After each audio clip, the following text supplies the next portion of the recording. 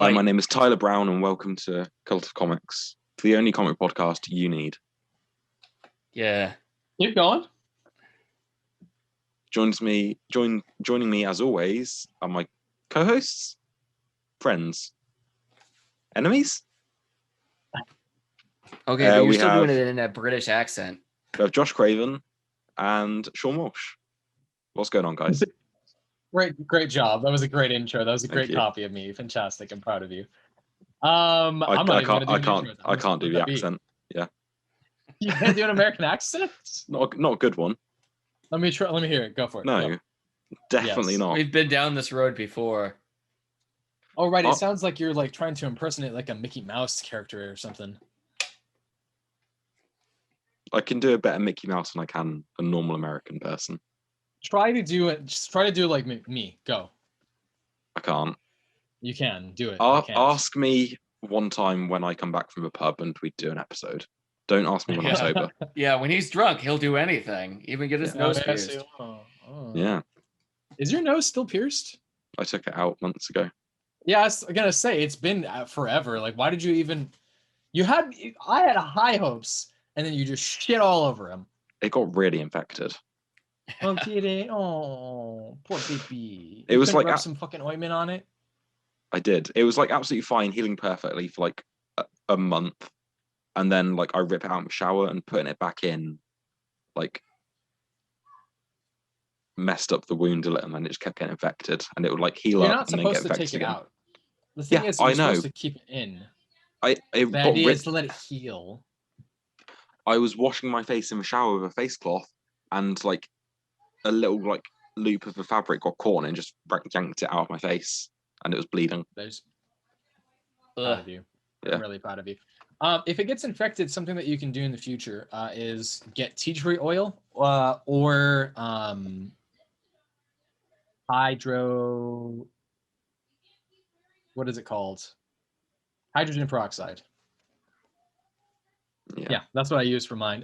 The thing is, like when you get an infection on your nose, it's a really easy spot to develop an infection, especially because your face, you're touching it all the time.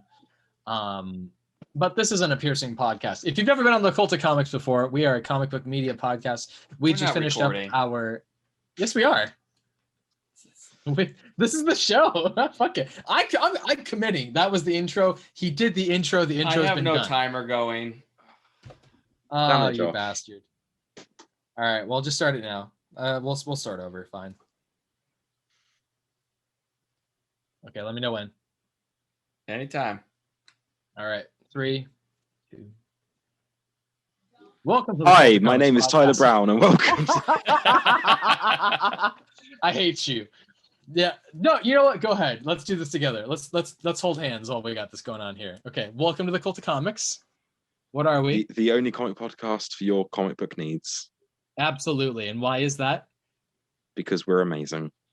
Yes, we are. Why are we amazing?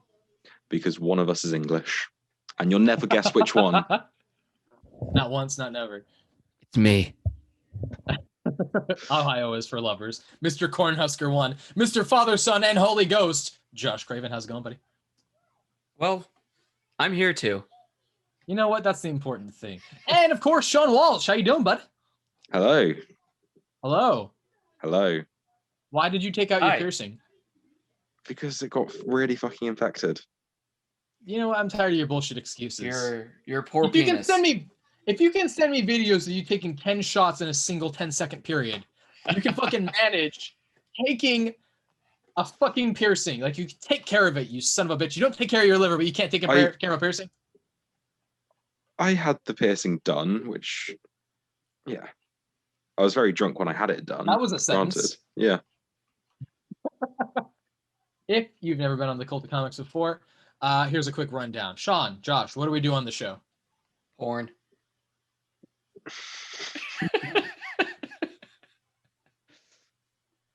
Incidentally, getting coffee to come out your nose sucks. That hurt. That'll clean the wound. Ugh. I'll clean your We anyway. typically share personal anecdotes and somehow tangentially tie it to comics we've read this week. It's a I do my thing that we best. somehow do. We try to do a couple things here and there. We just finished doing our news episode for the week. It is Sunday, April 25th. Our news episode covered quite a bit. It was surprisingly condensed for all the stuff that we had to talk about.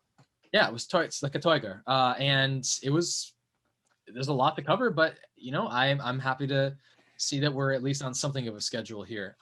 There actually wasn't that much to read this week. This is our comic book club part of the podcast that we do. We like to separate it out a little bit here and there so that way we can have some options for people. I don't really like sitting down for a 3-hour-long podcast personally, unless I'm on like a really long car ride, and even then I forget to finish the fucking thing. So this week we had quite a bit. Who wants to lead up what we read this week? No, don't all go at once, please. You guys are just looking at each other. So I think we're going to start off with the Old Guard, Tales Through Time. Absolutely. And who wrote this? Oh, I don't know. So it's a double issue. Yeah. It's an anthology series based around the series The Old Guard. So Greg Rucka is starting us off. So he's written the first story with art by Leandro Fernandez, who is the artist for The Old Guard. And then he passes it off to other people to explore different stories through the rest of the series. Absolutely. So our second story is going to be written by Andrew Wheeler, art by Jacopo Camagni. It's Chupapi Muñano. Okay. Because if that's you guys don't know definitely what that it is. says. Pupo Chicho. Santa Claus? Yeah, okay. All right. I really enjoyed this. Yeah, it's a great start. Really good. I never got around to reading the second Old Guard series. Oh, okay. I thought you were like, I didn't read the second story in this issue. I'm like, what did we have all that dead airtime for earlier?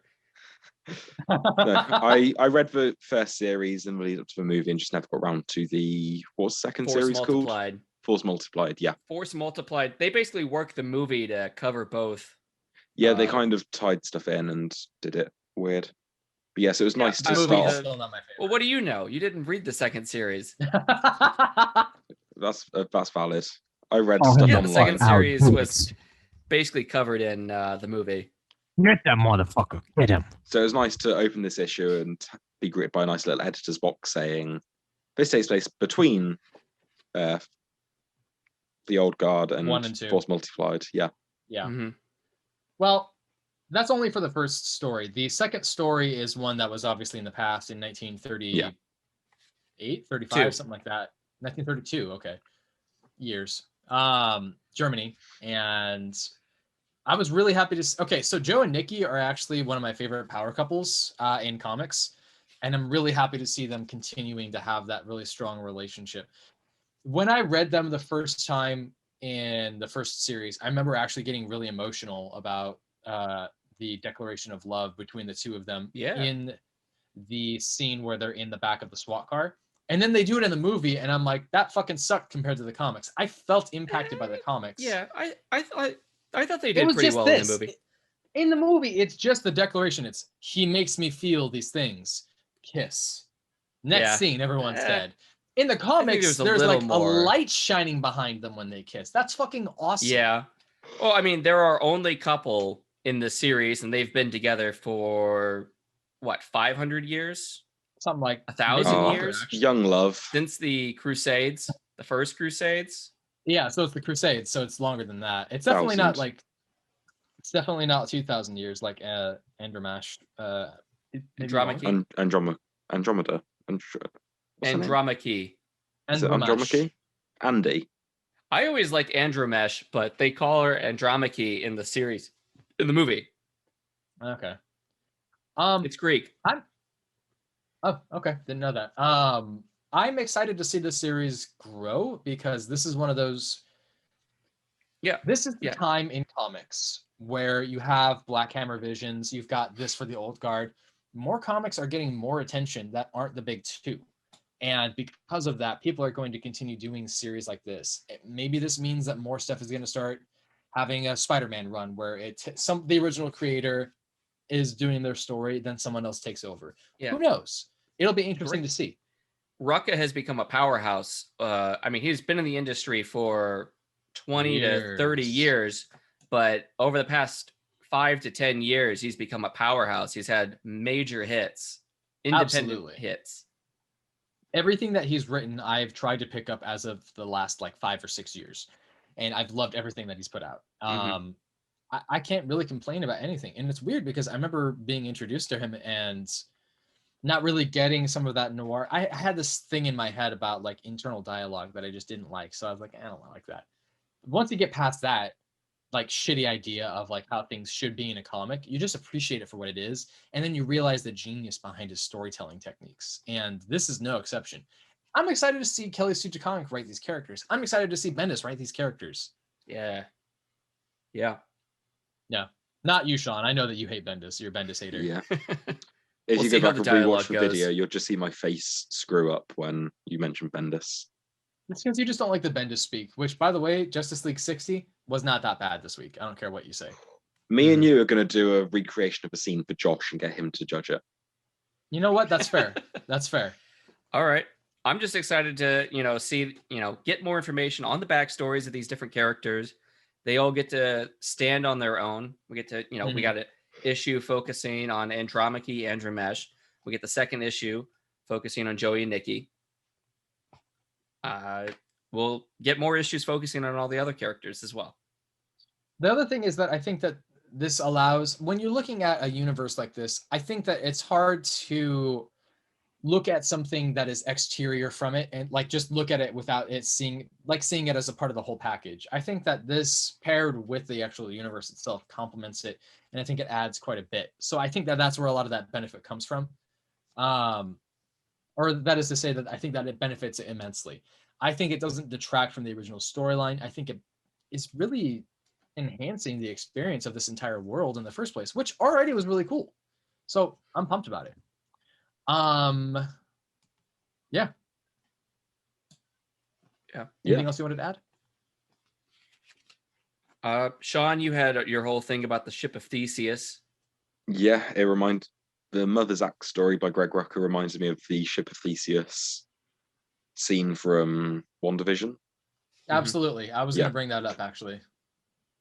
And it's like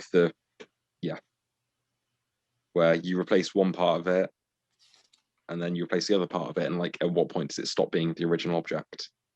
There's not too many pieces to an axe though, as there are a ship. It's like, well, I've seen that like analogy used for like a broom before or something. It's like, or a mop, maybe. I don't remember. Yeah, where you replace like the broom head bit and then you replace the handle and you keep doing that back and forth. Is it still the original broom? Yeah. Yeah. Well, this theory, this hypothesis, this philosophical question has been put forth in a couple different mediums. The first time I was introduced to it was in Doctor Who. When was it in Doctor Who? It was in an episode where he introduces the theory, but he uses a clock. It's with a android-like character who basically has recreated himself multiple times over, and he presents that argument to him, and then he realizes it's like, oh god. I remember this, like the Clockwork people. Something like that, yeah. Yeah, that was such a good episode. When you detract it from the axe and you apply it to Andy, what does that look like then? Because I feel like if the metaphor is being applied to a person, you can make the argument about her being like put together so many times because of how many times she's been killed or what have you.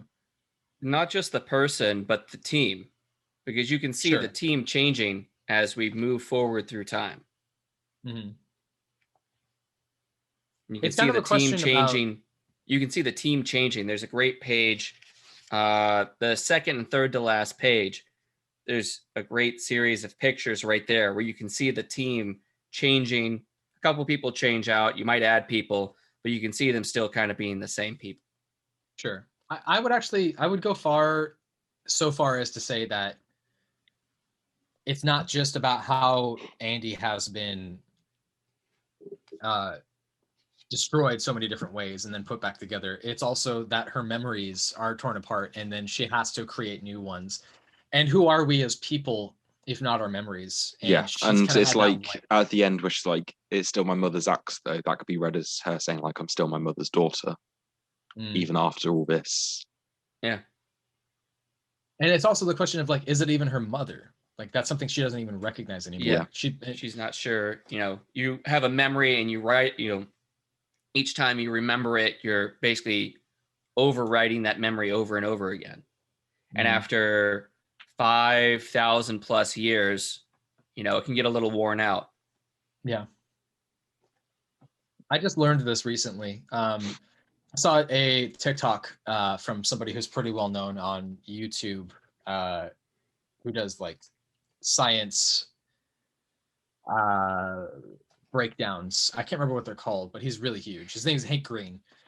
Yeah. He did a small like conversation talking about how skin cells, like we as human beings are constantly having parts of the dead parts of ourselves fall off and then we create new ones. So like every 7 years we're a new person, but skin is even worse than that. It's like every year basically that our skin is completely new skin. In some cases, some parts of our body, it's like every couple of days, because that's just how our bodies, our cells divide and recreate and multiply.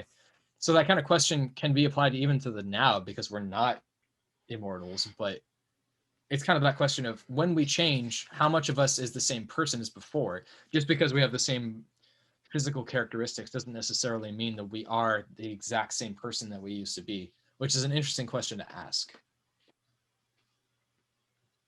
In rant. All right. Did you want to say anything about the Nikki and Joey?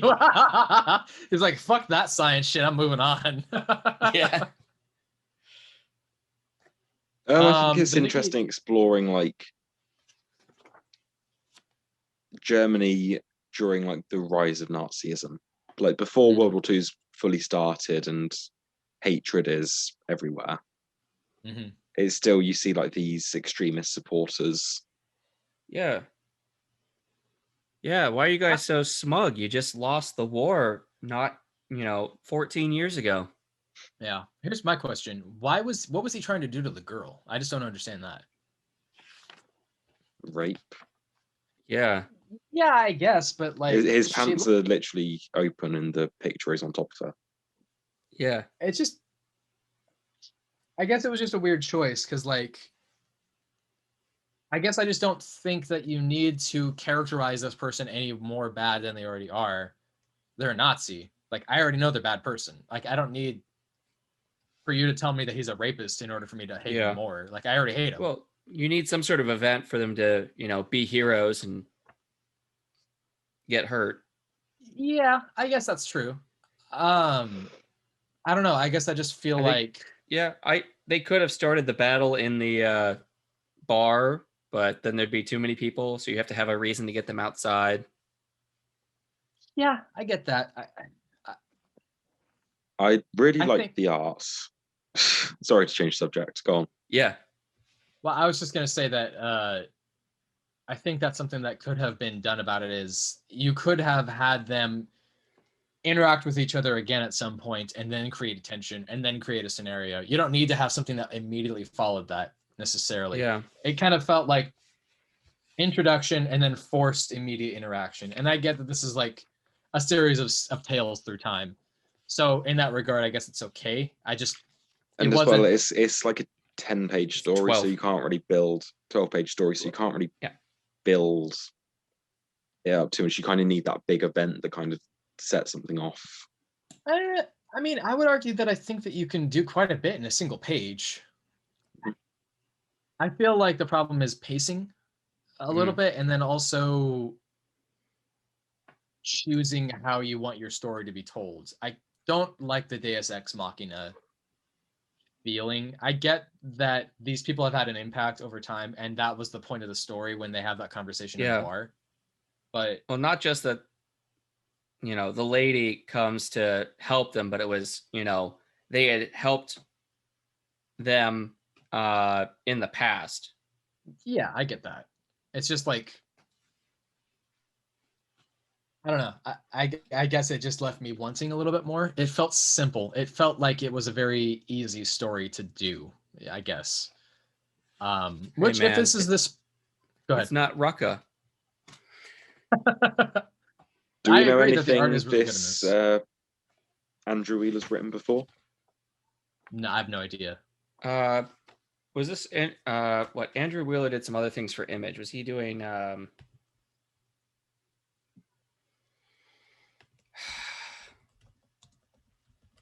I don't know anything about Andrew Wheeler at all. I mean, I type in Andrew Wheeler, and the first thing that pops up is a former administrator for the U.S. Environmental Protection Agency. So yeah, all right. I got his page right here. No, the only thing he has for Image is the Old Guard, DC. He's done Justice League Q, Freelance, and Another Castle, which neither of them are by Image. Yeah, he was behind the DC round robin pitch for JLQ. Oof. He's writing DC Pride. Yeah, that's the only thing I'm seeing like as a big announcement, but that's okay.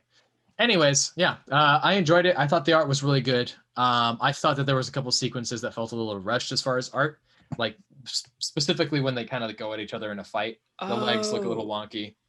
That's about it, though. He did Another Castle Grimoire. My wife got that book. Don't even know. 2015, 2016.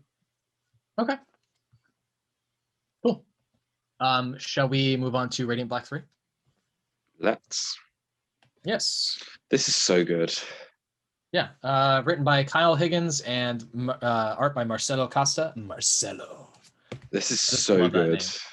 I really enjoyed this. This is my favorite issue of this book so far. This is the only one that I felt like has. No, you don't think so? What do you think? It's a good issue. It's slower. We've kind of slowed down and focused on the guy instead of the superhero. Maybe he's figuring himself out this issue. Yeah, I don't know. I feel like this is the reason why I keep reading stuff like this, is because I want to feel the humanity of the character compared to that.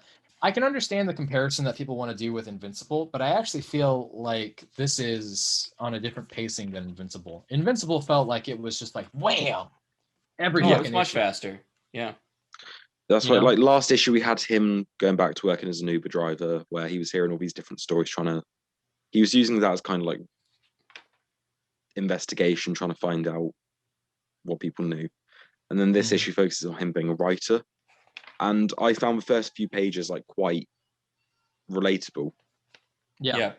It's very much about character development over the, Power Rangers. Yeah. Because like, I've tried doing some creative writing before, and like it's so difficult. And like all his little like where he's like thinking about it, and he's like, but that doesn't work. Like, how do we get here? And like all that stuff. It feels so relatable for like what I think when I'm trying to write. Oh, absolutely. Yeah, no, me too. Yeah. When I'm trying to fucking figure out anything of that sort. This is why I think that Kyle Higgins has a strength here, is because he's essentially writing a character that's not unlike himself. It's like Stephen King, where all his main characters are writers. Exactly. Writers with drug problems. Yeah, in a lot of ways, absolutely. This is actually making me want to pick up the series rather than before, where I kind of felt like, okay, I'm going to pick it up because I want to see what it's about. And then I pick up the second one and I'm like, yeah, I still want to see what it's about. This is what's making me have incentive to continue this now. I don't know if that's what you guys have felt before, but like taking the time to have. Go ahead. Yeah, I've loved every issue so far. Like as soon as I read issue 1, I was like, okay, this is great. I'm going to read this. Yeah. So like each issue has maintained the quality for me. I'm not really seeing this as like the highest high for it, because I think it's been fairly consistent. I mean, I wouldn't say it's the highest high, but I definitely feel like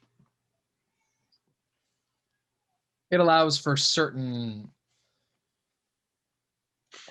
emotions to be tied to the characters a little bit more when there's that bit of humanity. I'm going to make a prediction right now. I predict that his best friend is going to be a bad guy. Maybe. It feels too predictable, though. Yeah. Yeah. You got to have something else for him to figure out once he's figured himself out. It seems like he's kind of he's getting himself figured out. And once he's figured himself out, then we can focus on, building the team up. Yeah. Okay. Because it seems like, right. I don't know, there was that dream that he had where it looked like he was facing off against like his Nega version or something. Yeah.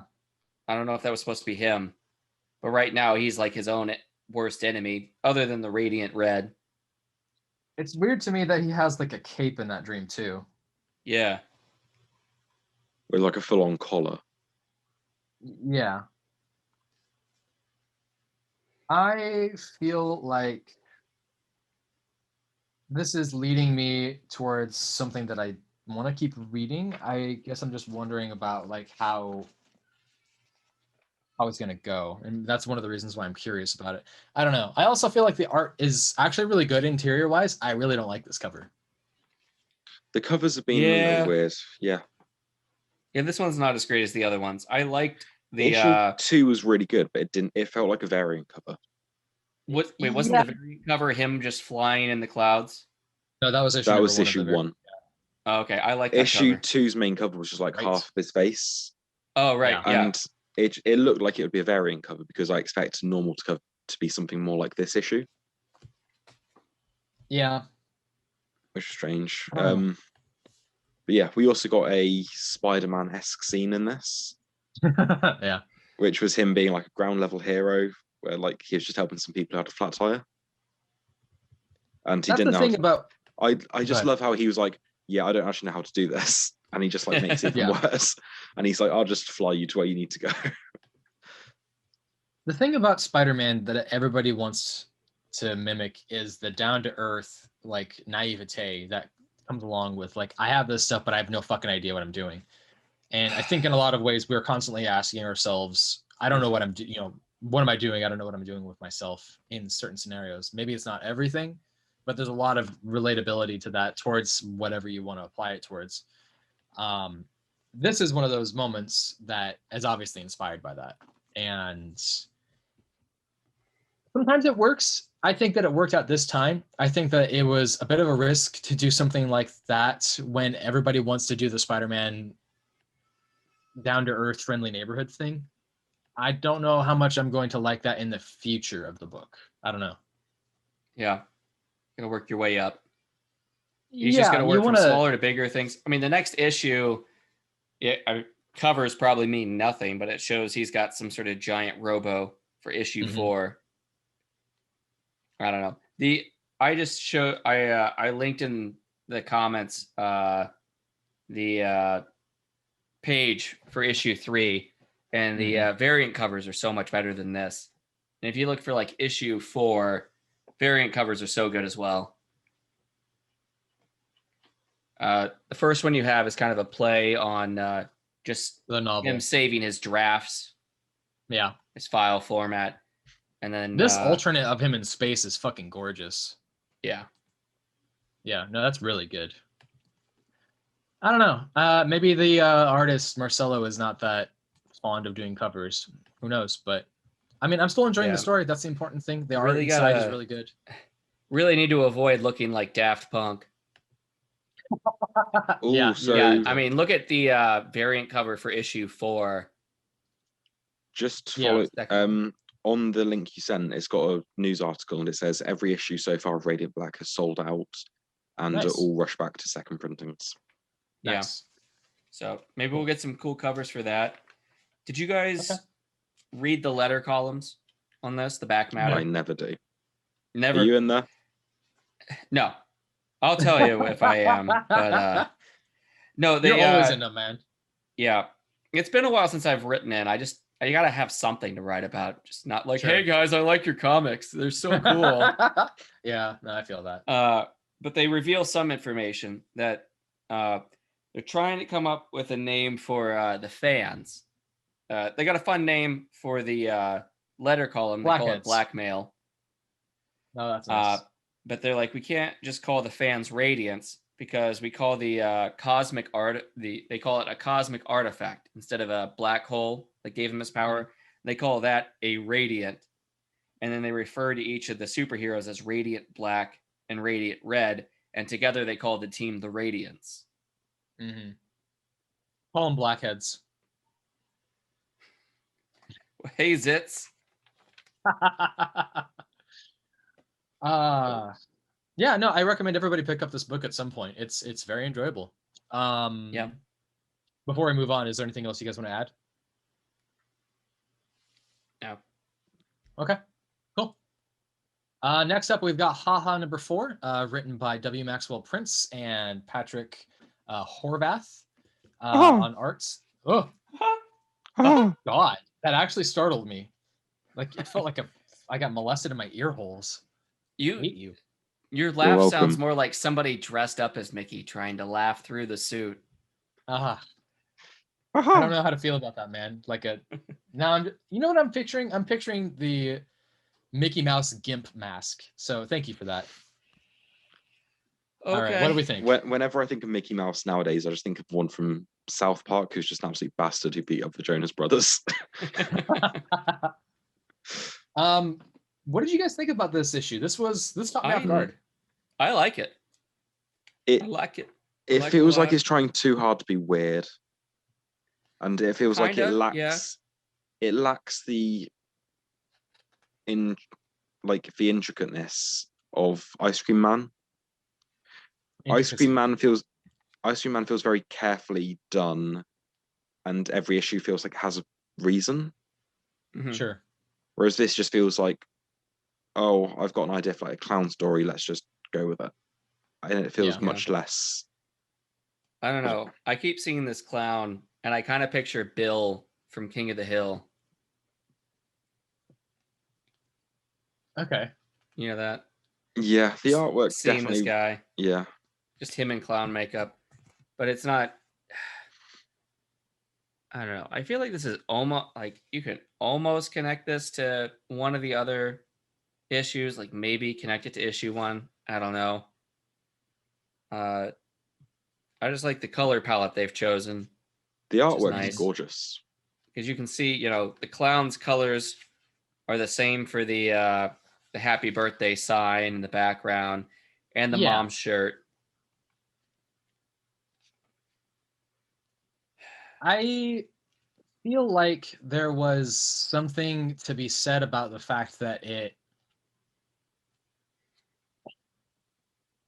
guess I just had a hard time understanding the message here. Obviously this clown has an alcohol addiction. Obviously something happened that caused him to float away and experience this inner turmoil against himself. But I guess I just don't understand what that was meant to be. Well, it seems like each issue is focused on mental health, some sort of mental health problem.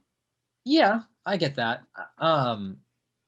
It wasn't in the forefront of my mind when I read this, though. I think that the parallel between the family that goes to visit curmudgeonly old grandpa who just lost his wife and the clown floating around in mental space and fighting his inner demons of alcoholism.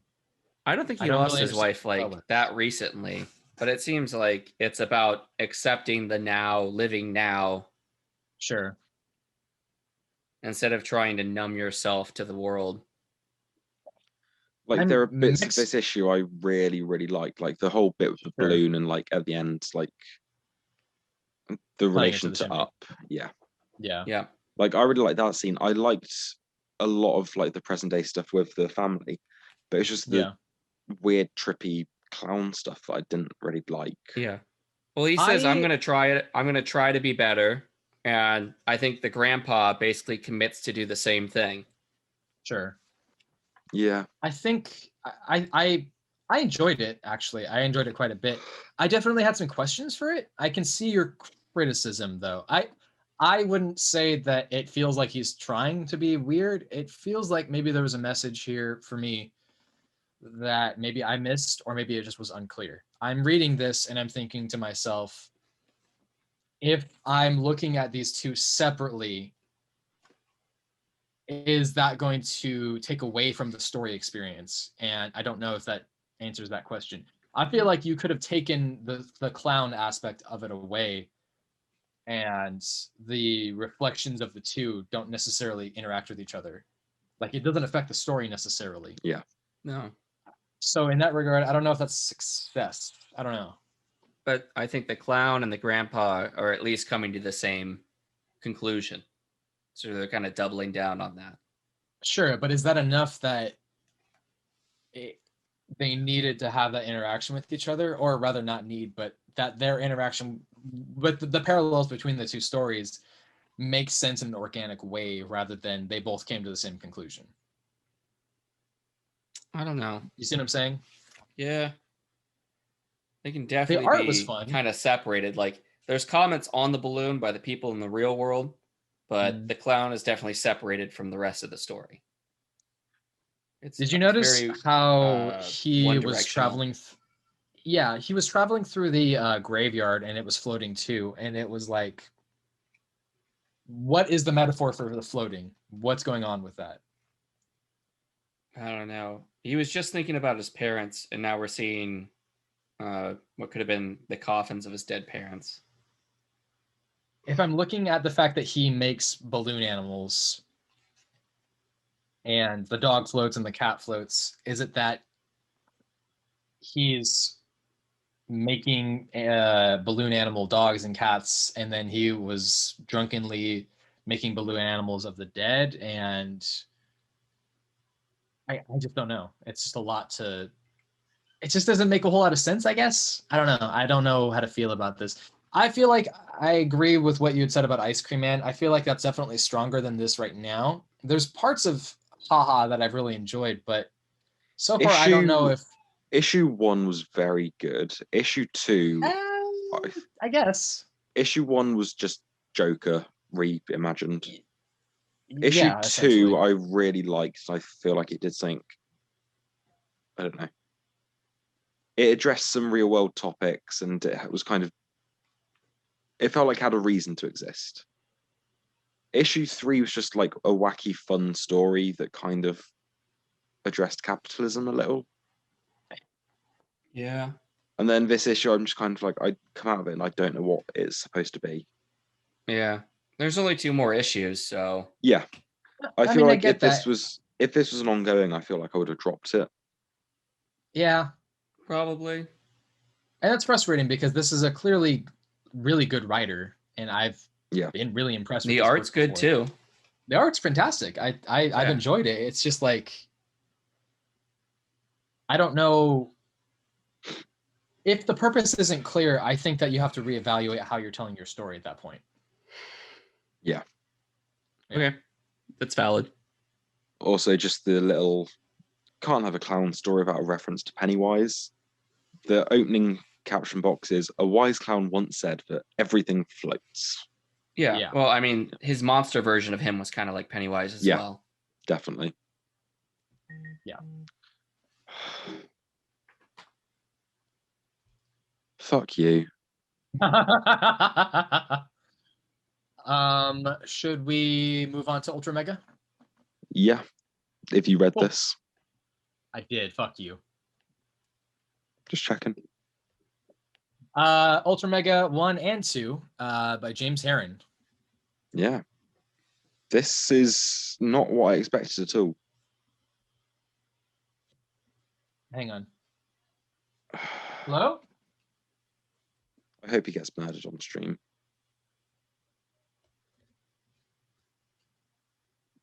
Mark this down. Sorry. There's somebody moving some shit outside my apartment, and it sounds like they're fucking moving a fridge or something. Okay. Sorry. Start over. What were you saying, Sean? Ultramega is really not what I expected. Like, issue 1 basically just serves as a prelude.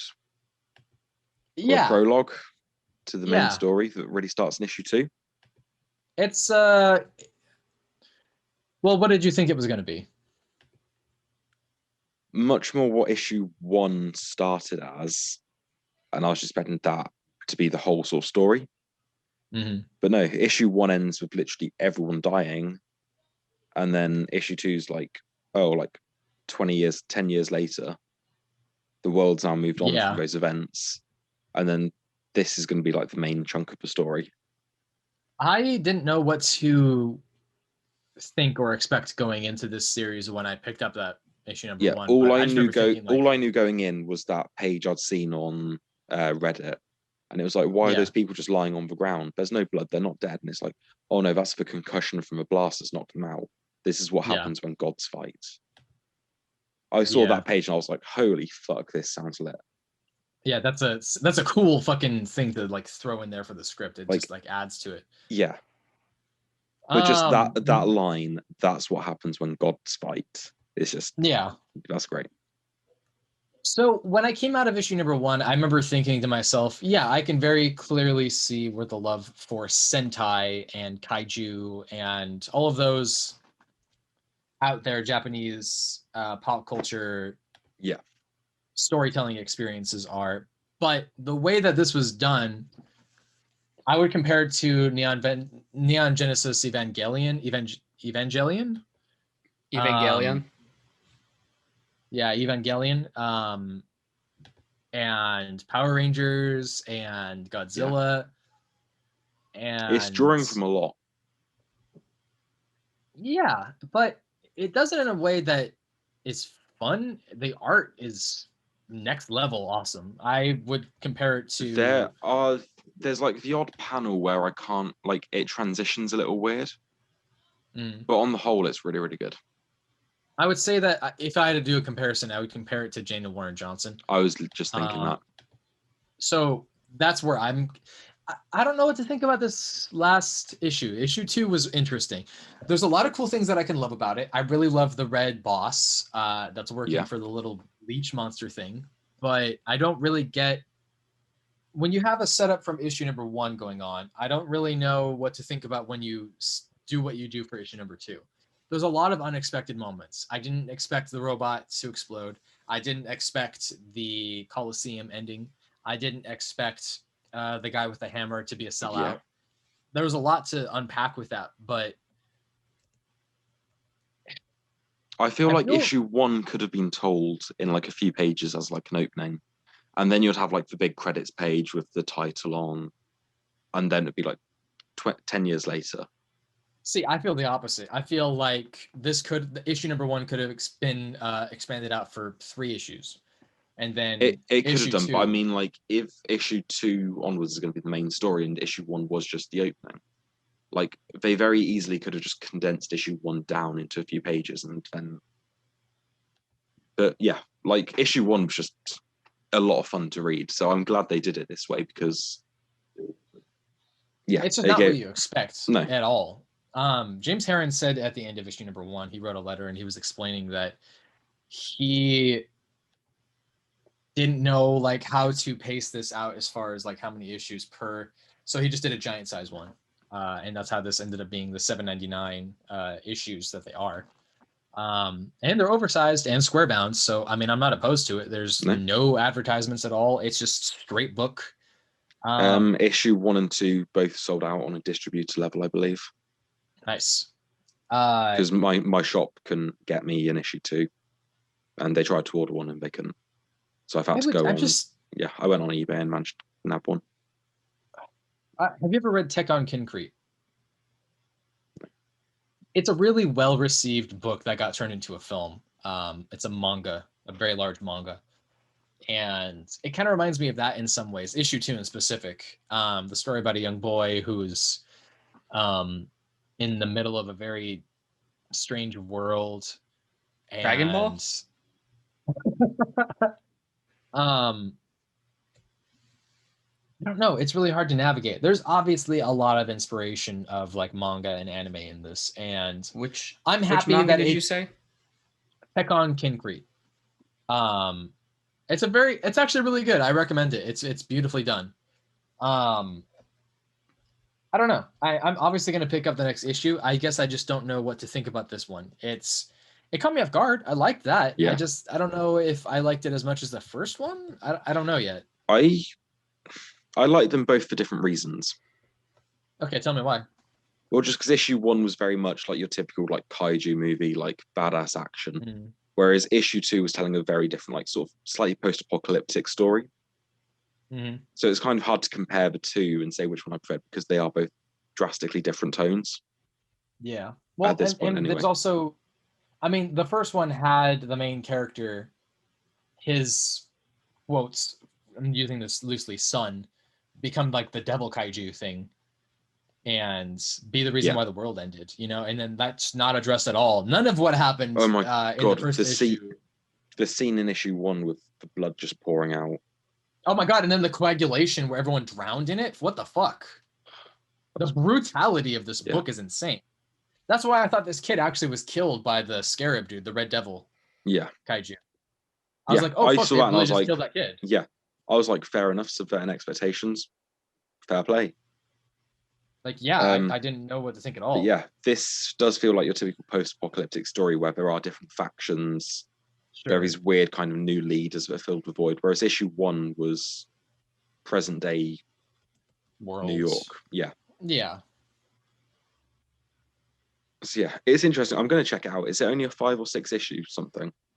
It's a really limited series. I think it's like 3 or 4. It's definitely more than 3. It's probably only 4. I think that's what I remember them saying. And it's also their oversized books, so it makes sense. Yeah. I still don't understand what to think about the guy who's just a walking eyeball with crystals growing out of him. That was weird. 4 is the final one. Yeah, okay. Yeah, like this issue did a lot of world building as well, like explaining where they came from. But that's kind of like what I mean, is like, there's so much backstory with a lot of these characters. Like, there's an acknowledgement about the other Ultramegas in the first issue, and then what happened with them. There's an acknowledgement about the main character's original wife and now dead child, who becomes the Ultramega Demon Kaiju. And that's just gone. We've moved the fuck on. The fight is over. Like, that it kind of reminds me of the guy who wrote Beautiful and stars Michael Keaton. Birdman? Oh yeah, Birdman. Yeah. It kind of reminds me of that, where there's a story, an actual story with some interesting back issues, with complexity of characters, and then you just move the fuck on. There isn't necessarily a resolution or a catharsis of these endings. It's just an acknowledgement that these things happen, the character interactions occur, the plot develops for those characters, and then you move on to the next one. That's it. And they're using twice the space.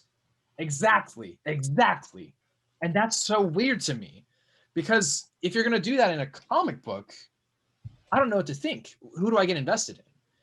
That's kind of what's occurring with my relationship with this kid in issue 2. Who the fuck is he? Is he the son of the original? Yeah. Is that what? That's the thing I'm confused about. Is they said that. They pretty much acknowledged that in the first issue.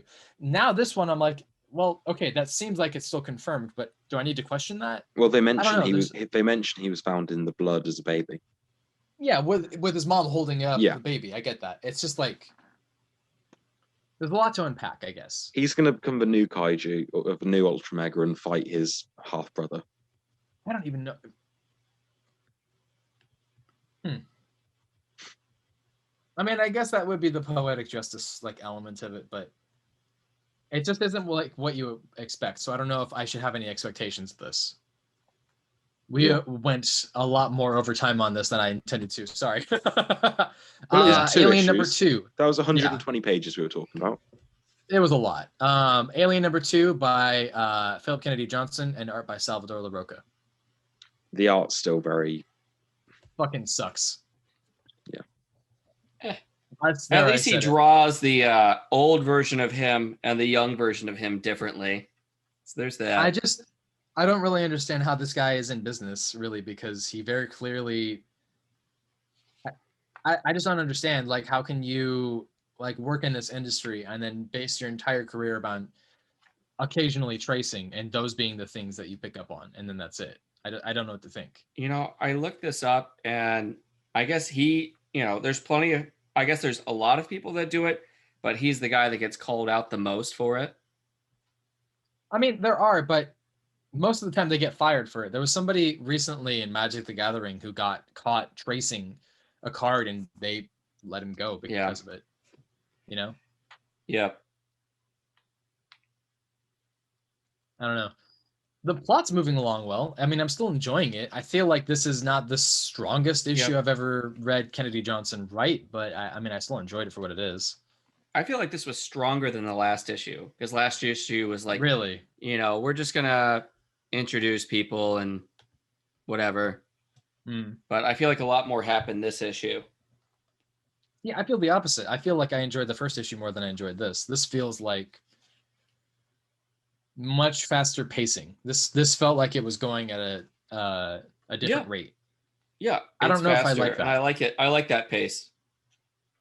I don't know if I do. I think that I like things to be a little bit slower, but I think that that's where you and I differ because of Radiant Black 3 as well, Yeah. So I like a slower burn stuff. I don't mind how it ended. I thought that was good. I also like the introduction of the new female character, but you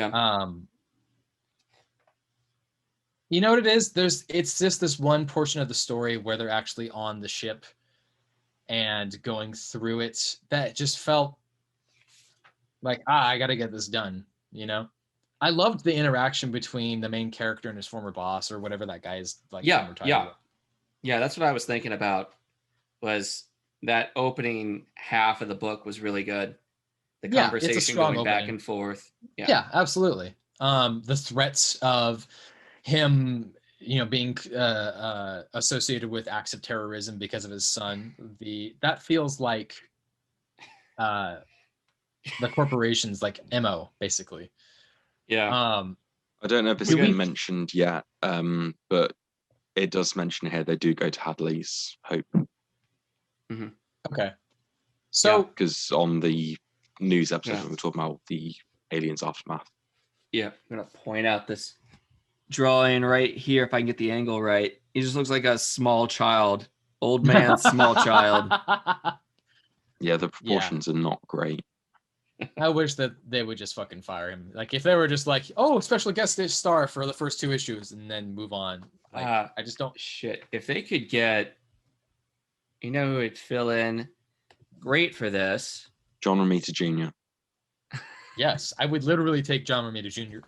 on this. I wouldn't. No, I'm being. Imagine how ugly the Xenomorph would look.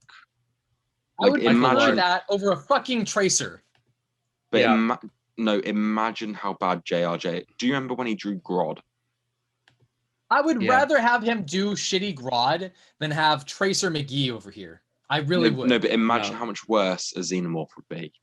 I understand. I'm telling you what my feelings are. You can keep saying the same thing. You're wrong. I still feel the same way. Fuck you. This art reminds me of like a subpar Michael Lark doing Lazarus. Yeah, I could see that. Yeah, I see that. You can do all of the ship designs, because they do plenty of ship design in Lazarus, but I think you do a better job of doing the people. Like this just seems, now that I'm thinking about it, this is like a very subpar Lazarus art. There's a lot of shiny elements to the inking as well that is pretty typical with Salvadore Larocca. I just am not. I tried really hard to look past it with the Iron Man run with Matt Fraction, and I loved what Matt Fraction did with that run.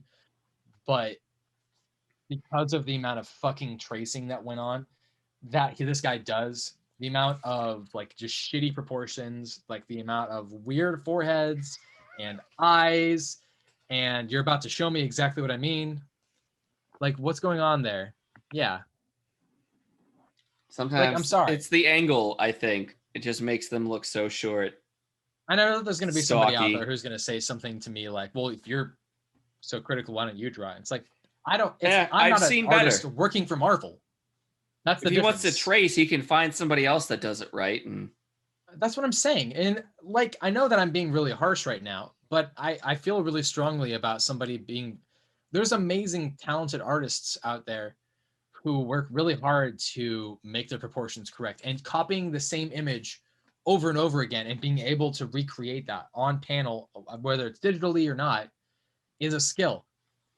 I'm not saying that you need to not be a tracer, and then I'm not even saying that tracing is necessarily inherently bad. I think that you can get away with some degree of tracing and it's fine. You can use references and then go on from there. Yeah. I just think that there's something about Salvadore Larocca that has clearly caused him to not get a lot of work over the years, much in the same way that it should be the case. Greg Land, for some reason, does this exact same thing and gets work all the fucking time, and I don't get it. So, just to get back on the story, at the end of the issue, we got our first look at the Xenomorph. And they have a whole discussion about it depends on the size of the person, animal, thing that the face hugger attacks. Latches onto and everything, yeah. Yeah, that affects the size of the xenomorph. And this thing is a bulky boy. The bulky boy. Yeah. He's got all those spikes coming out of his back. I mean, that's not abnormal from the typical alien xenomorph design, but the thing I'm wondering about is the alpha design that they're talking about. Is this something that we maybe seen in the previous Aliens films, or is this the woman-looking one from his dream? They're kind of like queen-ish. I think it's the woman. Well, they've already had the Queen Xenomorphs, haven't they? Yeah. Yeah, they have. That's why I'm confused. Yeah. Yeah. You know? So the thing from his flashbacks must be something new. I wish they would almost focus on the flashbacks instead of this. Really?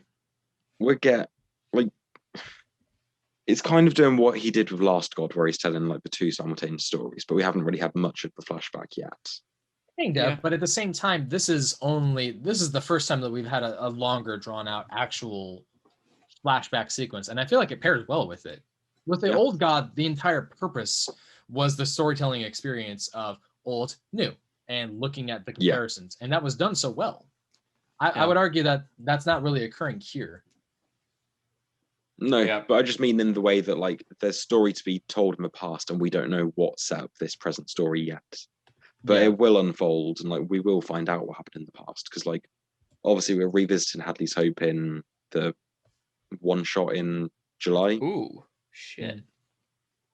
And then sorry, I just looked ahead to the July solicitations. I think this covers the alpha. Cool. So it says enter the alpha. Okay. Interesting. Okay. Well, after my giant rant about Salvadore Larocca, I think we can move on. Sorry about that. I just feel passionately about it. Sorry. Yeah. I'm Carnage, really Black, enjoying the White, writing though. No, the writing is great. Yeah. There's no part of me that's not enjoying the way that this is being told. I was telling Josh this earlier, where I was like, there was a portion of this that felt a little rushed, but that's about it. That's my only criticism of this. But I'm still enjoying it. Yeah. All right. Carnage, Black, White, and Blood. Numero dos. This is Donny Cates, Chip Zdarsky, and Ram V, with Big art week. by Marco Cicchetto, Fernandez, and Rosenberg. Where's Rosenberg? Not Matt Rosenberg. There's no Rosenberg on the art. The Carnage Shark is she did. Kyle Hotz. Yeah, Kyle Hotz. She's the colorist. Yeah, she's Rosenberg. the colorist. Shell. Yeah, you missed Hotz. Yeah. Oh, I did. My bad. I think you're reading off the second story. This Donny Cates story is really good.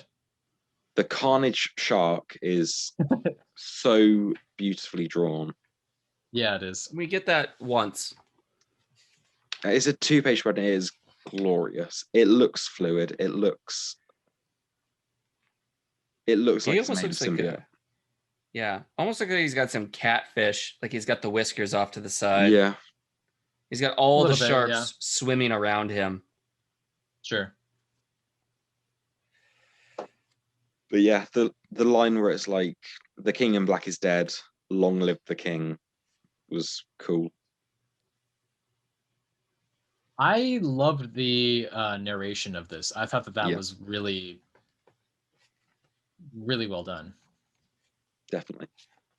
And I like how it brought Carnage back from the King in Black story. It's like, oh no, he's not really dead, he's back. And it ended with him dying again almost immediately. Yeah, pretty much, yeah.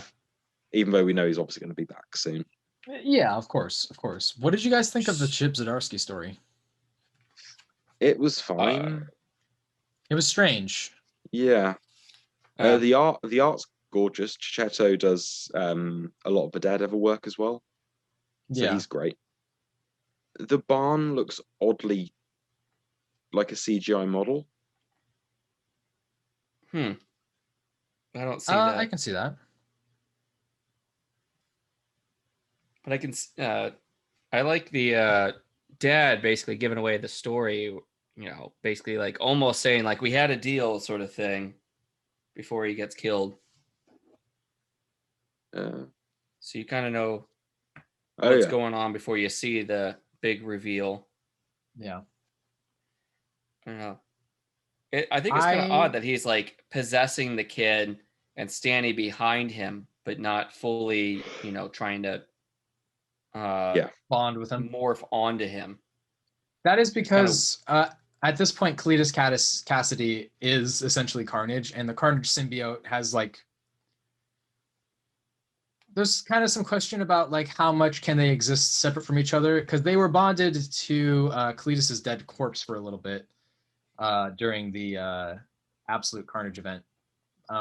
This strikes me as a story where he's not trying to bond to anybody else. He's already bonded to somebody, but he's just trying to manipulate the child, basically. Yeah. And I don't know, the kid with the claws kind of reminds me of the game Prototype. I was thinking that. Really? I didn't think that at all. But now that you mention it, yeah, I guess I can see it. I literally watched a YouTube video about that game yesterday. Never thought about it in years. Then I watched that video and then Josh mentions it. Yeah. I think that's the Bader Meinhof. That, yeah. Although it's not like he just learned about it, but it's, all things occurring at the same time. It's a similar vein. Chichesso draws a gorgeous Spider-Man, I think. Yeah, I loved that. I thought it was interesting to... I didn't expect to have Spider-Man in this. I don't know. No. I guess I felt like the majority of the stories that we've seen so far have been just Carnage being Carnage, basically. So it's interesting to... It's different. It's different from the Wolverine story, Wolverine Black White Blood, where he had, several cameos across that 4 issues. Yeah. But this is basically the first cameo. I mean, we had the Choose Your Own Adventure with the Animal Squad. Yeah. So here's my criticism. I feel like with a anthology series, there should be more purpose. And I feel like when you have something like Superman, for example, the purpose is this is Superman, this being Superman. You could say the same thing about Carnage being Carnage, but at least with Kate's, it feels like there's more intent.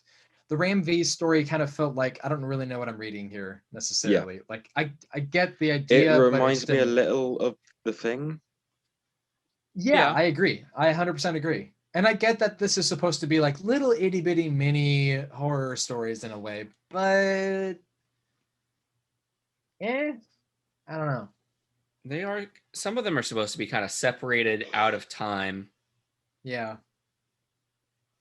I don't know. I mean, I guess I'm wondering if I need to pay the $5 for 4 mini stories of Carnage. I don't know. Yeah.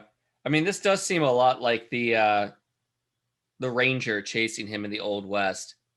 Yeah. From the last issue. It seems very similar to that. I liked that story. It's just like... It's not different I guess enough. I don't...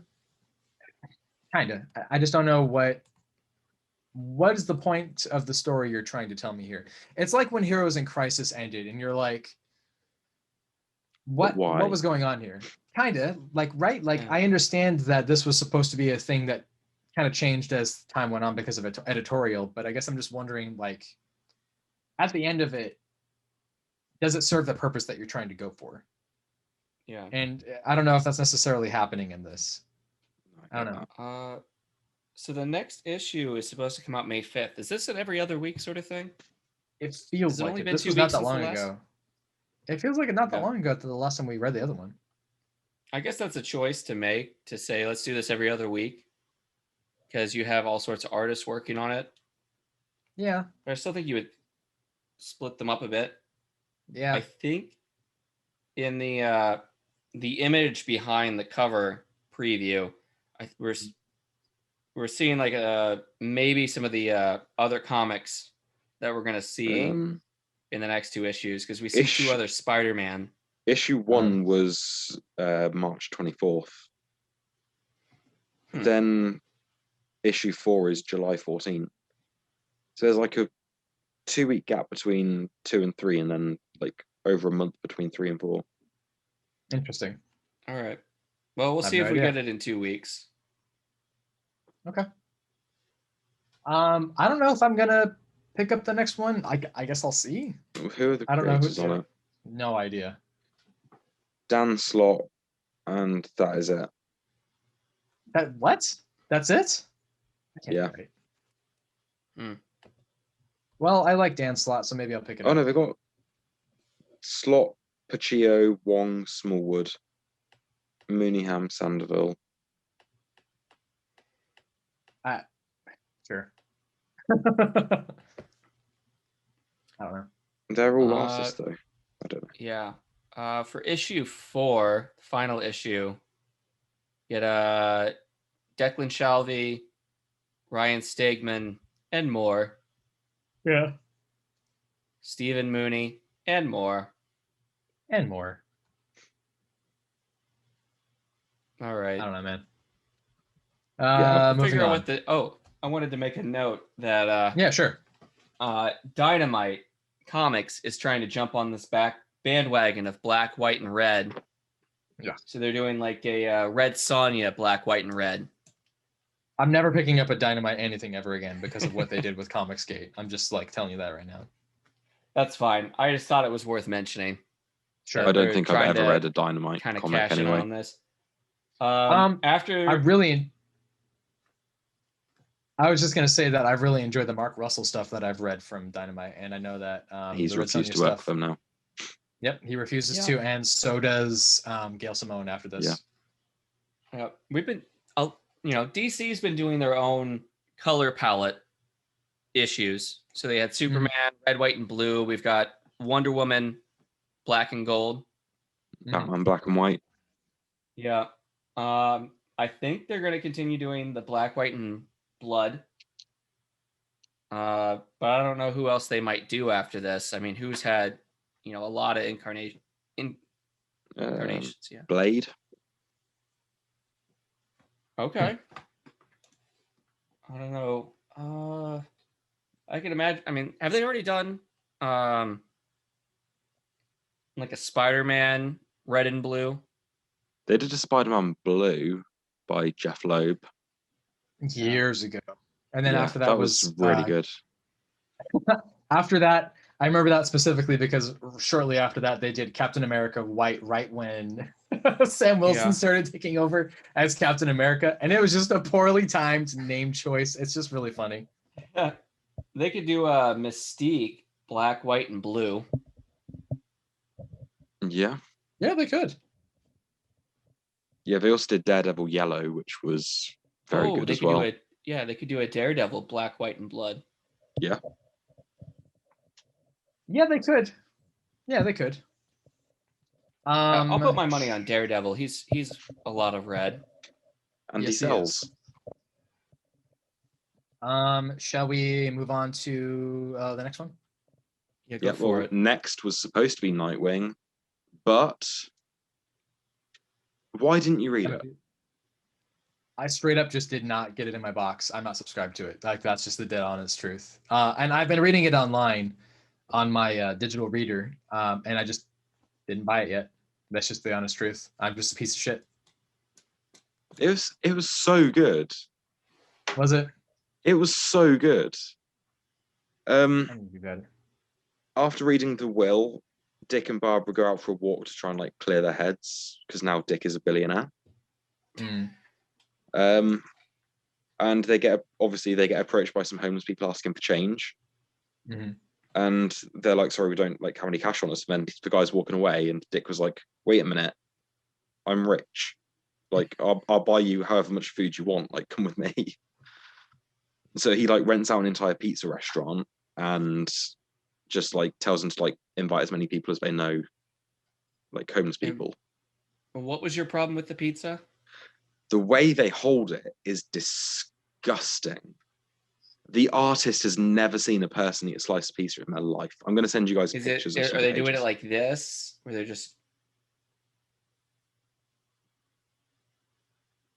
Yeah, give me a second.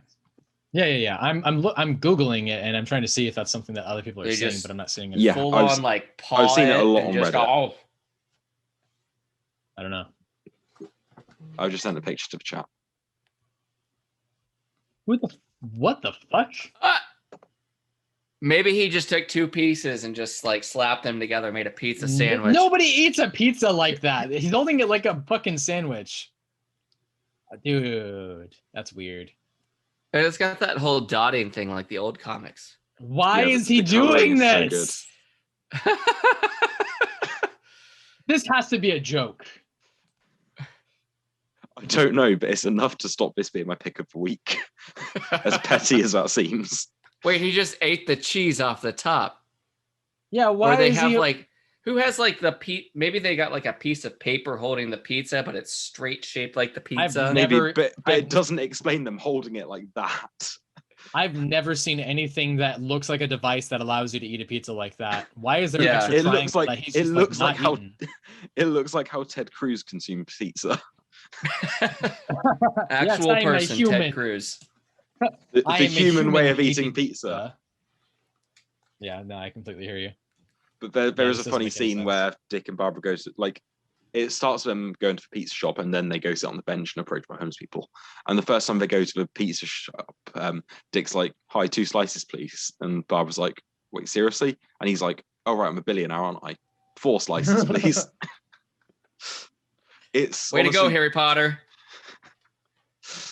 It's like there's so much heart in this issue, and like the writing is so good, the art is perfect. Like the opening outside of the pizza, which is disgusting, and yeah.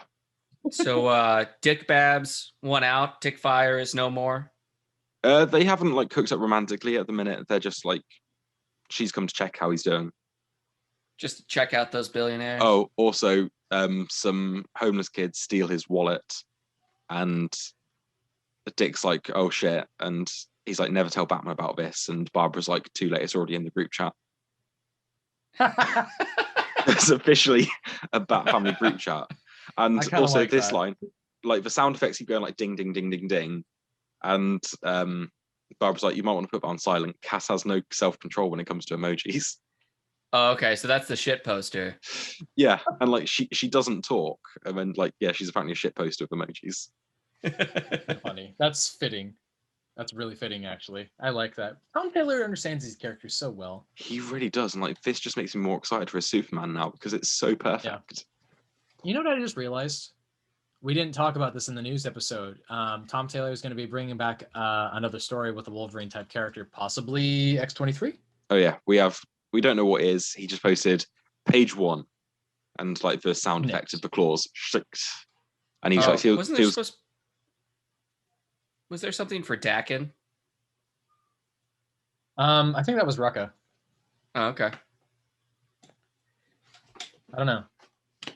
Anyways. Yeah, this book is so good. Yeah, I'm gonna pick it up. I'm going to read it. Like, I can promise you that. This is one of those that I'm reading digitally, like Thor. So I mean, I've enjoyed what I've read. So you don't think the entire issue has been spoiled because of, you know, he's basically told us everything about the pizza and what more is there to the episode, to the issue. No, I'm not the sure. The whole summary of the issue was about pizza.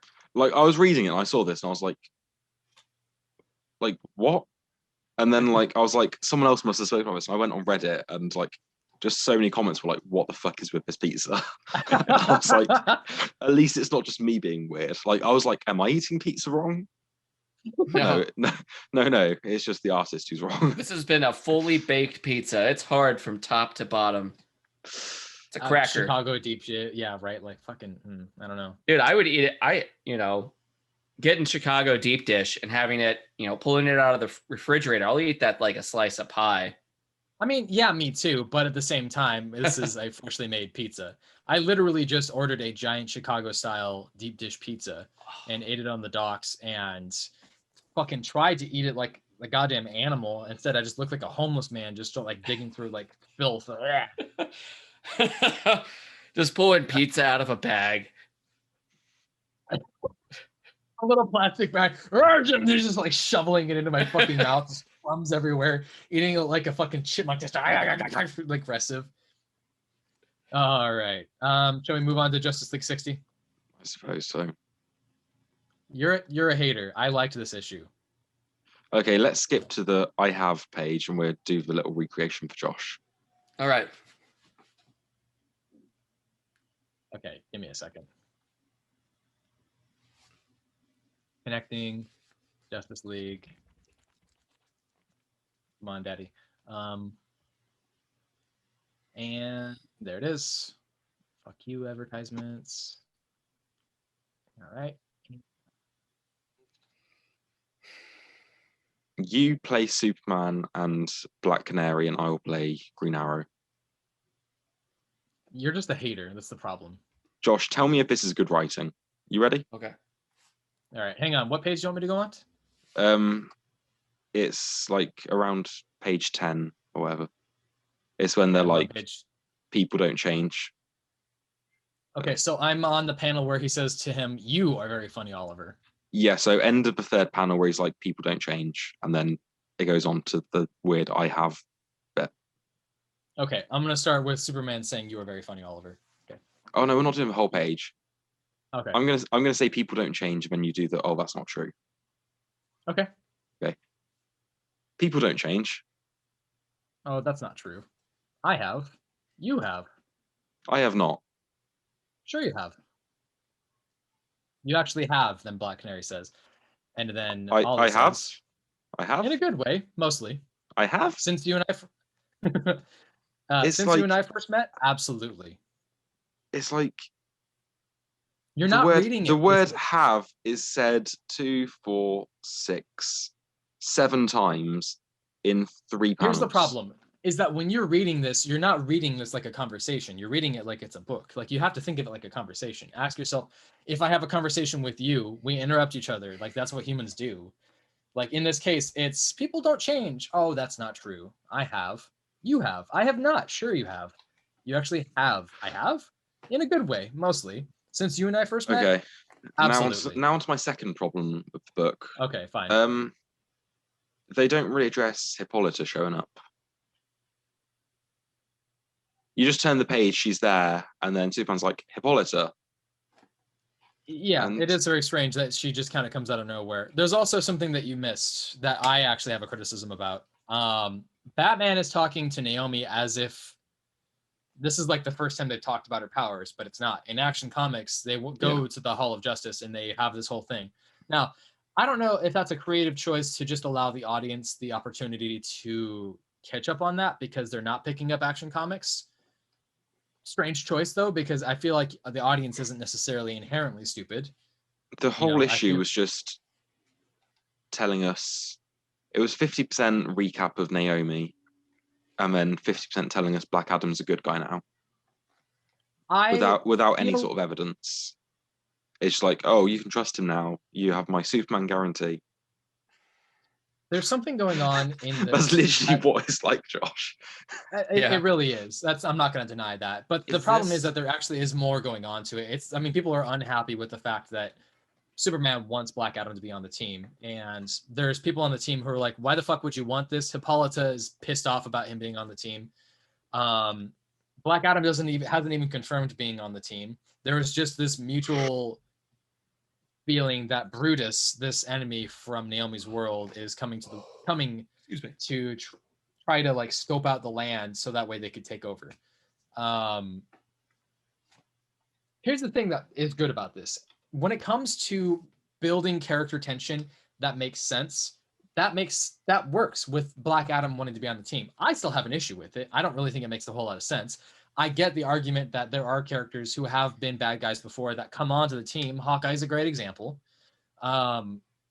This is a different lineup than I'm used to, and I'm not opposed to it. I'm fine with Black Adam being brought into the team, but it's just bad writing when they're like, why should he be on the team?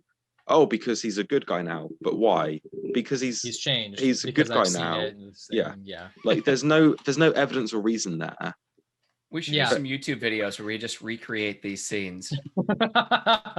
We just do like I don't comic disagree with you story on but really, Okay. really bad. Where we rewrite thing. it just to be like overly like. You and I disagree on Bendis, but I actually do agree with you in the sense that there's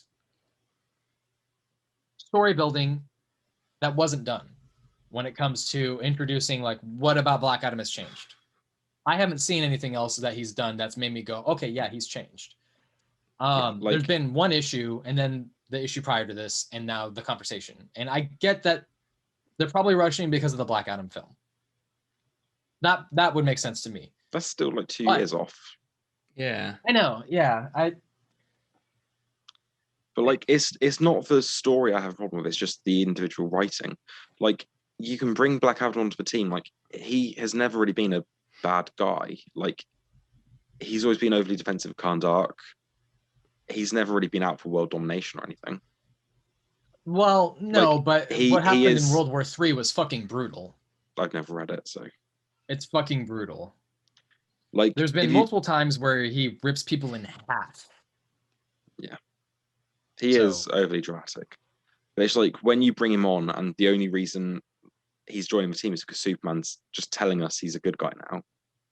There's no build-up behind it. Yeah. And it's just really weird. However, I do like Green Arrow being back on the team. I do too. I like this layout. Sort of I like compliment I have to say about this. Although it is weird, this follows on from Ben Percy's run where he was literally offered a seat at the table and turned it down. Yeah, DC's having another one of those issues with communication. Bendis sometimes just does things on his own. They should have somebody to keep all of these stories together straight, like, so that there aren't any. Team. Yeah, someone to like go through it and like edit the stories to make sure they make sense. Yeah. What would you call that? No, you don't know.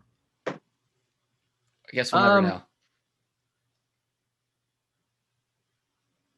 I made the decision a while back that I'm not going to just pick up Bendis books for the sake of Bendis anymore, but I'm enjoying this one. And right now, this is the only thing he's really writing. Thank God for that. Which is weird because this is the first time I've ever seen Bendis write one book a month. It's still one too many. Thank you. I'm interested to see how cover's going to go. Was this the first appearance of, I thought it was like Hippolyta, but Hippolyta, however you guys are saying it, works too as well. Hippolyta, that's how they say it in the movie too. Hippolyta. Was this her first appearance since Infinite Frontier Zero? Yep. Yes. And she leaves the island and then ends up. She literally shows up. You turn the page and she's just like in a crater in Central City. Okay, let's just ignore the fact, Sean, that they literally point out why that happened. Explain I'm sorry. Brutus. Themyscira 8 minutes ago. They fight. She goes through a wormhole with him and she's left standing in a crater. And the Justice League show up immediately and they're like, oh, Hippolyta, she's got no internal damage. And the conversation is terrible. It's not. We're getting close. Okay. Your words, not lines. But it's all right. The conversation is not terrible. Okay, let's move on to Justice League Dark. What do you think of this? You're just a hater. There were 2 Justice League issues this week? It's just the second story. The little backup, yeah. Okay. I thought Justice League Dark was getting their own standalone comic. They had their own standalone. This is the backup in the Justice League issue. I know, but I thought they were getting their own standalone again. No, unfortunately not, because I would pick it up. I like this in concept. I didn't like this very much in execution. Interesting. I really liked it. That's because you have bad taste. Excuse me? You didn't read Nightwing. Excuse me, you think that basic any conversation from a human being that you find in a Kyle Higgins comic apparently is like terrible and ruins the entire basis of the comic book. You're just blind. Talking about Radiant Black? You're blinded by your Bendis love. Let's move on. I'm not even that next? In love with it. Let's move on. What's next? Okay, we're done. No. Shout outs. I'm actually no. This is Shout what makes outs podcasts of the week. This is what makes podcasts I read interesting. Flash 769 by Jeremy Adams and Clayton Henry. Here's my criticism. It still feels very. We're going back. No. We're going back. I'm sorry, Josh. I'm trying to wrap up for you. I know. Hey, I'm going back to it. Ram V Josh writing needs to say goodnight to his Etrigan. kids. That's fine. We'll finish up here in a second. Etrigan being written by Ram V is just not good. There, He doesn't rhyme. He doesn't rhyme. Oh. Yeah, I agree. No. He's rhyming, but it's very weak rhyming. It's not. Yeah. Da-da-da-da-da-da. There's not a pace to it. There's the very loose kind of, and I mean, I've seen worse. I've seen Etrigan written worse. I think this happened in Justly Dark where something happened and he stopped rhyming. I can't remember though. No, there was an incident where Etrigan had like an argument about like somebody said something. Constantine hates it when he rhymes and like called. No, but in the Tynan series, I feel like there was one part where Jason Blood and Etrigan got ripped apart, and then when Etrigan returned, he didn't rhyme. I don't know. Something's broken in the Matrix. Yeah, I'll go back and see if I can find it. It might be bad writing, but I'll go back and have a look. I'm frustrated with it because I like what's going on with Merlin, and I like the Ragman. I like what's happening with that. I also like the idea of Zatanna leading the team. I don't like this weird feeling of Batman being overly protective father to Zatanna, though. I don't know what's going on with that.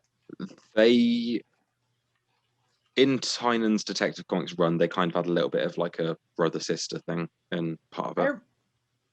I remember hearing about that, but it just seems really out of character for him in this instance. I feel like he's being more of a father to Zatanna, talking to than any of the other characters that he's ever been a father to. Like just Probably. because of that. I don't know. But I guess because he doesn't understand magic, he is extra wary. I don't fucking know. I don't know. It's a valid complaint. He had a bad experience once or twice or 20 times. He had a bad trip. Yeah, that's my criticism of it. I mean, other than that, I'm trying to enjoy it a lot more. I really like what's going on with Merlin, and I really enjoyed the joke that was made about Green Arrow's Merlin. Yeah. That was funny. What did you just pop? No, I'm just tapping on something. My bad. You're just like smacking the microphone over here. Okay, fine. We'll wrap up. Jesus, sorry. All right, go ahead. Sean. Shout outs of the week. I also read Flash 769 by Jeremy Adams and Clayton Henry. It's still very 90s and very fun. I really, really enjoyed it. Wally is in he's like jumping around different bodies, and now he's in like Bart Allen's in the future, trying to like fix leaks in the Speed Force. So he fixed it, and then he got like blast off elsewhere in the Speed Force, and he ended up in Jay Garrick's body in World War II, and like standing in front of Jay Garrick is Hitler with the Spear of Destiny. Oh man, there's speed just leaking everywhere. It's so 90s, but it's so much fun. Like it's a really entertaining book. Okay, cool. What else did you read? You got a shout out, Josh? Yeah, I got Post Americana issue 5 of 7. They're in Disney World. Number 1, by the way. Nice. They're in Disney World, but it's Wonder Studios. They make a point of showing the outside of the ruins and saying that they're at Burbank. There's a Burbank Boulevard sign right outside of Wonder Studios. Cool. So they're like, this is our version of Disneyland. Cool. Yeah. Don't spoil too much, because I actually am going to read this with you now because I picked up that number 1.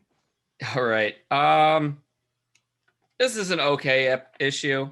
It's more of a transitional issue. Okay. Basically meet, kind of our big bad. One of the big bads. And it's basically setting up for basically what's going to be the final battle. We've got 2 more issues to go. I think this is very much in line with what Brian K. Vaughan and Steve Skroce did for We Stand on Guard, where some of the action is probably going to take place away from where the focus of the story is. And then we might shift back to that at some point. Okay. We'll see. There's 2 issues left. The solicitation for issue 7 says it's 7 of 7. So I think they're sticking to that. Instead of just throwing on extra issues here and there. Yeah. Yeah. Well, it started out as supposed to be a 6-issue series, but Yeah. at some point it changed to a 7-issue series. That happens with every Scott Snyder limited run. It always turns from a 6-issue into a 7 and then to a 9. Yeah. I like it. I think Steve Skroce is pretty great. Okay. I also read The Many Deaths of Laila Starr #1 by Ram V. So there's 3 different stories happening in this. One is a woman on the way to hospital to give birth, and one is some girl at a party who just jumps out a window and kills herself. She's Laila Starr. They're That's all one of her Laila many Starr? deaths. The one who jumps out the window is Laila Starr. And then the main story is the god of death basically gets fired because she's told, like, oh, a baby's just been born that's going to invent immortality. So, yeah, like, you can pack up your shit, you're done here. I mean, people are going to die before that baby, creates immortality. Yeah, I did think that. It's a bit of a plot hole, but just hand wave it away. Is this worth getting? It was really, really good. Yeah, cover's I didn't see it at beautiful. my shop, so I missed it. Yeah, no, it's really, really good. And like, so Death gets fired and she's like, oh, I'm going to go kill this fucking baby. So she, like used her like contacts in heaven or like the whatever it is to like get sent to Earth near where the baby was born. So she gets put in Laila Starr's dead body. Oh. Yeah. And she wants to kill the baby. Okay. I really enjoyed it though. Really, really good. Who's the team on that? Ramvi and Filipe Andrade. Okay. I feel like I've heard that name before. Who's it published by? Boom. Boom. Boom. Okay. Cool. Maybe I'll pick that up. Should we talk about the books coming out next week? Yeah, so a few exciting things next week. We've got crossover #6, which is the Hell one yeah. Donny Cates was going to sell out. Yeah. We'll see so, why. Yeah. Here's hoping for Superman. Department of Truth #8. Shadecraft #2, which I'll probably still check out. Josh, if you're still checking out. Yeah, I'll probably get that issue. Okay. We've got Berserker #2. Robin #1. Action Comics 1030 and Detective Comics 1035. So Cool. not a big week next week. Are you Not not getting nice. Helm Grey Castle #1? I didn't realize that was out. I might do. Which one was that? So it's Image. It's 5e compatible. I don't know what that is. What's 5e? D&D. Dungeons Whoa! and Dragons. Yes, 5th edition. Nice. Yeah. And hopefully, cross your fingers, cross your toes, turn your underwear inside out or whatever. We're going to be getting Outcast issue 48, the finale.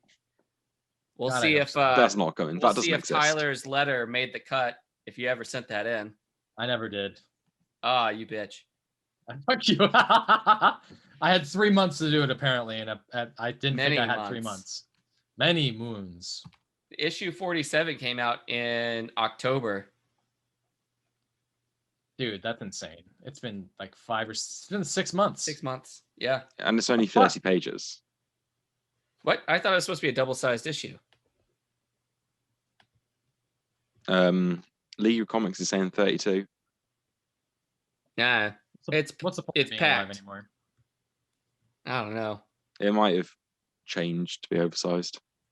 Who even cares? Yeah, it's not coming, so who cares? Yeah, I might check out Helm, Grey Castle. Yeah. And I showed you guys that that hell was the name of that place? Bad Ideas Studios, new studio. New-ish studio. Just started releasing comics back in March. Got 5 different comics, star-studded writers and artists. I'm going to try and get my hands on some of these comics. They go straight through the retailers, straight through the comic shops. They're not on Diamond. All right. So you got to make sure your comic book shop can get a deal with these guys. You got a Matt Kent book. Was it 2 Matt Kent books? Yeah, 2 Matt Kent books. There was a Robert Venditti one on there as well. Mm-hmm. And then another one by Marguerite Bennett, who is co-writing the Emilia Clarke book. Yeah. So you asked what else she's done. She's done that. Yeah. So there's 4 comics. There's 5, but one of them's Santa that's gone crazy, like that Weird Al song. So I'm really just counting the 4. But you got Matt Hollingsworth doing the colors on one of the Matt Kent books. Okay. So I'm definitely going to try and get my hands on some of these. Go for it. I will see about what I can try to get to. Yeah. Cool. Mike Mignola came out with a book this week that I completely slept on, but I didn't even know it. Like Kojakaru the Skinner. Didn't even know that it was a thing. Oh. Interesting. Yeah. Oh, did you pick it up and enjoy it? Did you enjoy it? I haven't had a chance to read it yet. I wasn't going to mention that stuff. This is a Tales from the Outerverse comic.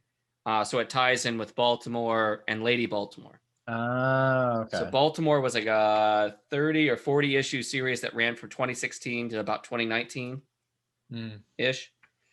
And Lady Baltimore, so that all focused around the occult during World War I. And now we're leading up to World War II. And we're focusing on his wife, Lady Baltimore. And it looks like that just started up. So this is Lady Baltimore issue 2 that also came out this week. And it seems like each month we'll get 1 issue of Lady Baltimore along with 1 issue of something else that ties in. Cool. So each of the characters is basically getting their own kind of short set of issues. This is a 1 of 2. There's another character that's getting a 1 of 1 in June. June, because issue 2 of this Kojakaru, the Skinner, is going to come out in May. Okay. But it's Mike Mignola and Christopher Golden working together on this. Cool. I think that's all I have to say about everything going on right now. I'm going to let you go be a dad. I guess we can just start wrapping up. That's our show. That's Cult of Comics Podcast. Thank you for watching. Thank you for listening. If you like us, give us a like, give us a share, give us $1, give us a holler. You can find us on patreon.com/Cult of Comics Podcast, where we have a couple different tiers with benefits for the tiers. You can check us out on YouTube, subscribe, like, share, follow, do all the stuffs. Give us a comment even. You can find us on Spotify, Breaker, Google Podcasts, Apple Podcasts, Pocket Casts, all the podcast locations, thanks to Anchor.fm. Anchor.fm/Cult of Comics is also where you can find us for our RSS feed. And you can also give us monthly contributions if you enjoy the show. Once we start getting some of the people that come into the actual Discord for the first tier, we're going to start announcing it on the show, talking about some of the things they've mentioned, blah, blah, blah. So feel free to check that out. Thank you. You can find Sean. Where can they find you? Find me on Twitter at SeanWalsh747. You can find me on TikTok right now because I'm still banned on Twitter. You can find me at Tyler Brown is here. And Cornhusker1, where can they find you? Out husking my corn. All day, all night. I thought that was illegal ever since the war. Not the way I do it. I hate you. All right. That's our show. All hail. Thank you very much for checking us out. Stay safe out there and go to hell. Fuck off. Fair enough.